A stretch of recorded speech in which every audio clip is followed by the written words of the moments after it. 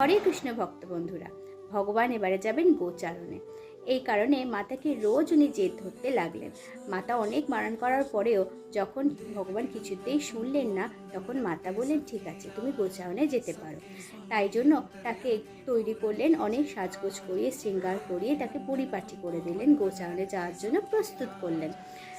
তারপরে যখন জুতোটা পরাতে গেলেন, তখন ভগবান বললেন, এটা কেন পরাচ্ছ মাতা?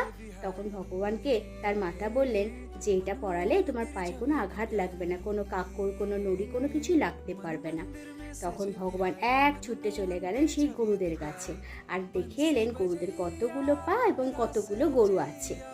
এবং মাতাকে এসে বললেন, মা, আমাকে তো জুতো পরালে হবে না, সবাইকেই জুতো পরাও, নাহলে তো ওদেরও পায়ে ব্যথা লাগবে।